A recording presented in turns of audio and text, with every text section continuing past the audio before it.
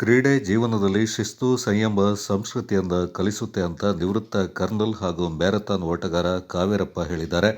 Wonders sports club ವತಿಯಿಂದ ಮಡಿಕೇರಿಯ general Thimmaiah ಕ್ರೀಡಾಂಗಣದಲ್ಲಿ ದಿವಂಗತ ಸಿ.ವಿ. ಶಂಕರಸ್ವಾಮಿ ಅವರ ಹೆಸರಲ್ಲಿ ಏರ್ಪಡಿಸಲಾಗಿರುವ 32ನೇ ವರ್ಷದ ಮಕ್ಕಳ ಬೇಸಿಗೆ ಕ್ರೀಡಾ ಶಿಬಿರವನ್ನು ಉದ್ಘಾಟಿಸಿ ಅವರು ಮಾತನಾಡಿದರು.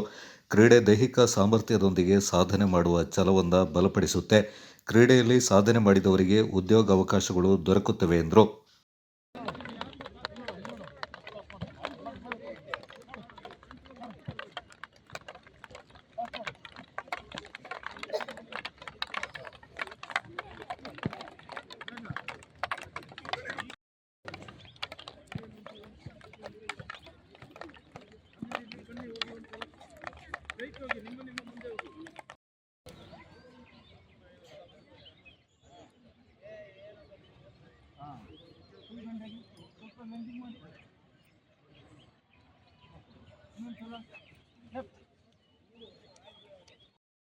ಅವರ ಕುಟುಂಬದ ದೊಡ್ಡ ಸಂಸ್ಥೆ CVS ಸಹೋದರರು ಅಂತೇಳಿ ಕೊಡಗಿನಾದ್ಯಂತ ಬಹಳ ದೊಡ್ಡ ಒಂದು ಇಂಡಸ್ಟ್ರಿ ಆಗಿತ್ತು ಆ ಕಾಲದಲ್ಲಿ.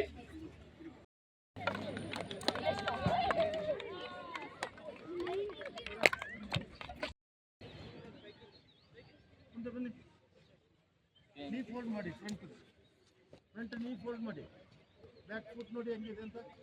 ಬ್ಯಾಕ್ ಫುಟ್ ಈ ಥರ ಬರಬೇಕು. ಫುಲ್ ಲಂಜಿಂಗ್, ಸ್ವಲ್ಪ ಲಂಜಿಂಗ್ ಮಾಡಿ. ಅವಶತಾಯುಷಿ ಶಾಸ್ತ್ರಯಾಮಹೇ ಅವಶತಾಯುಷಿ ಈಶ್ವರ ಸದಾ ತ್ವಾಂ ಚ ರಕ್ಷತು ಈಶ್ವರ ಸದಾ ತ್ವಾಂ ಚ.